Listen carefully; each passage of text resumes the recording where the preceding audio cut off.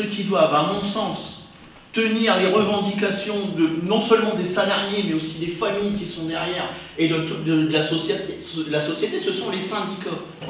On est ce que j'appelle des salariés éclairés, c'est-à-dire même des lanceurs d'alerte. Tout ce qu'on dit depuis des dizaines d'années, c'est en train de se produire là actuellement. On soutient, il y a un total, c'est pas pour rien, mais un total soutien aux raffineurs hein, dans leur mouvement de grève. Quand on voit une entreprise comme Total Energy engranger autant de bénéfices et ne pas redistribuer la richesse que les salariés ont gagnée, hein, parce que ce n'est pas les actionnaires qui gagnent, hein, ce sont bien les salariés, c'est simplement scandaleux, surtout quand on voit que le PDG Total s'augmente de 52% avec un salaire de 500 000 € par mois, c'est simplement indécent.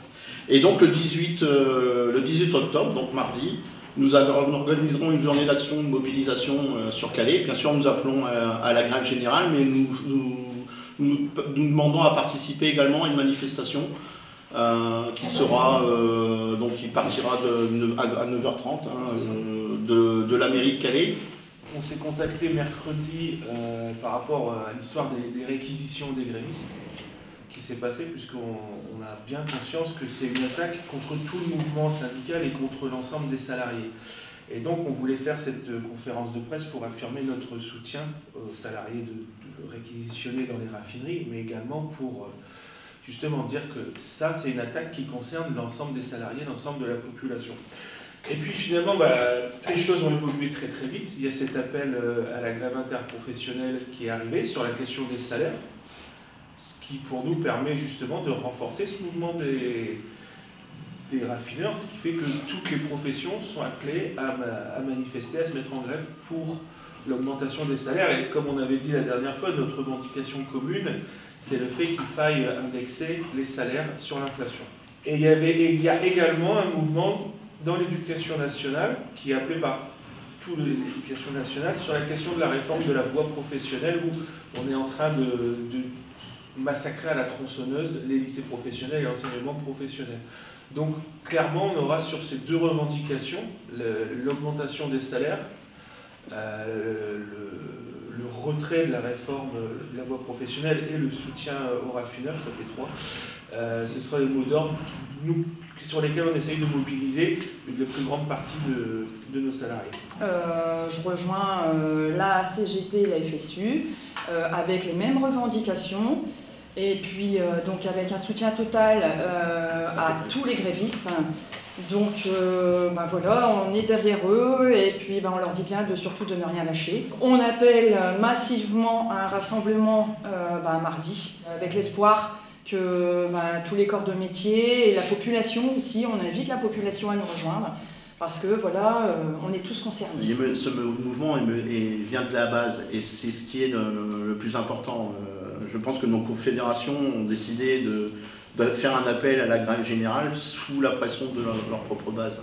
Donc ça c'est très bien, c'est toujours comme ça que ça doit fonctionner dans le syndicalisme, on doit toujours mener les actions poussées par sa base. Donc ça c'est très bien, on revient vraiment aux fondamentaux et ça c'est parfait. Monsieur Dumont, parlementaire, s'exprime pour les restrictions, les réquisitions des salariés.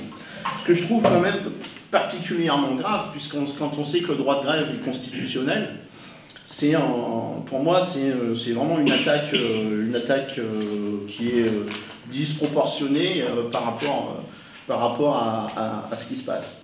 Moi je rappelle quand même que M. Dumont appartient à une organisation politique qui est certainement la plus corrompue d'Europe.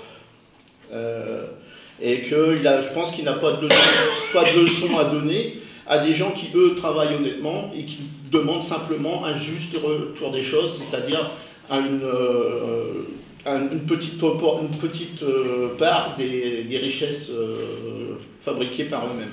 Le 15 novembre 2018, M. Pierre-Henri Dumont faisait une interview sur BFM. Le titre de son émission était « La goutte d'essence qui fait déborder le réservoir ». Donc M.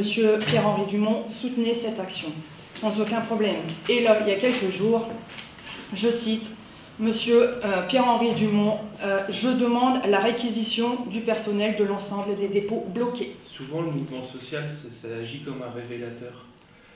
Et des gens, ils choisissent leur camp. Et bien là, M.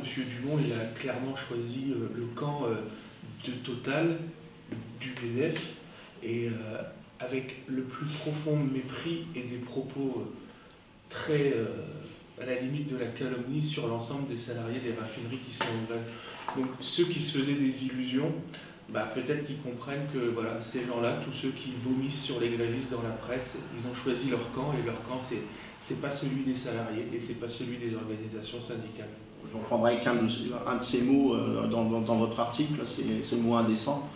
Je pense que l'indécence, elle n'est pas là où les salariés qui simplement demandent leur juste dû. Ce qui est indécent, c'est le salaire de son PDG. Ce qui est indécent, c'est la fortune de certains comme Bernard Arnault, 164 milliards de dollars de fortune.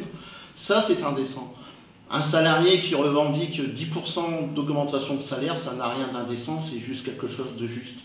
Je peux ajouter un mot. 10%, c'est une revendication très modérée.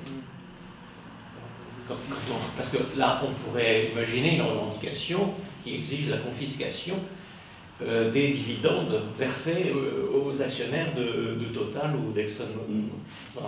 Nous, on n'est ni Madame Soleil ni Madame Irma, on ne peut pas savoir comment un mouvement social il va aller, mais il y a des choses qui se passent. Là, il y a la centrale de Gravelines qui est en grève. À PSA, il y a des grèves.